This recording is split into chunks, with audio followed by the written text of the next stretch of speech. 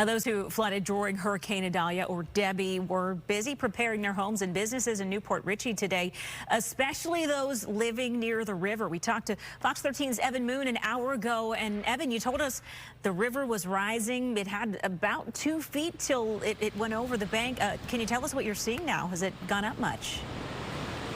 Hi, Haley. Yeah, a lot has changed since we talked to you last hour. I'm in Port Richey, right by the river, and Port Richey has two things working against it. Like I said, it's very close to the Gulf, but it actually is also surrounded by a river, so they deal with a lot of bad flooding here. Idalia last year, homes were flooded, but we're right by the river, and as you can see, already, just in the last hour, it has breached that wall. There's about a foot of water here at the worst parts. There's also a lot of bad debris. Scott, my photographer, is going to show you a tree came down just next to us, so it is getting a little dangerous. Bad winds, high tides coming over here. Now, we did speak with, obviously, residents, a lot who had evacuated earlier, and they were telling us that they have dealt with this before.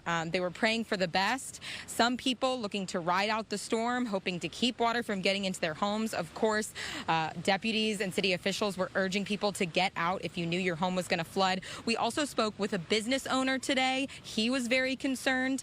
He said that he had just bought his store last year, and he was really hoping to keep the water out, spending the evening inside his store. We heard from him. Here's that sound.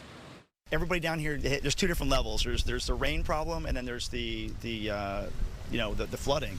So I'm worried about the rain here. I don't flood here, but the rain was impacting me really bad in the tropical storm. My friend's down the road here, she was in her house 4 days and last year for the storm last year, and she woke up to being flooded out, and she's just getting her house in shape now, and this storm's supposed to flood her out worse. So we were making sandbags yesterday for her and just trying to prepare.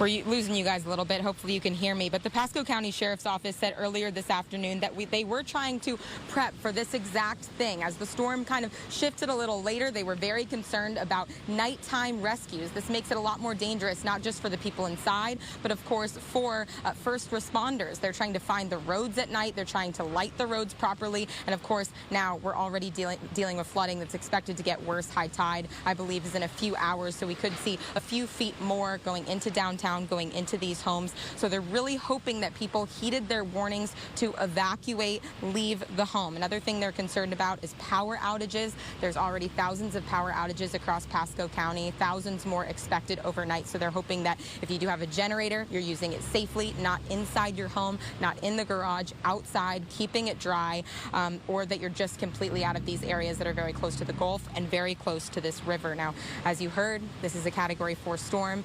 The worst of this storm surge is going to be coming in the next couple of hours, so we're going to continue to see this water rise. Of course, we're right by the river, but it's going to rise into downtown, hopefully staying out of these homes and businesses. That's what they're praying for out here. Haley. Yeah, they still unfortunately have a long night ahead, and in the dark it's that much harder to be able to see what's going on around you, so we will certainly do our best we can to keep them updated on the conditions. Evyn Moon reporting tonight in Pasco County. Evyn, thank you.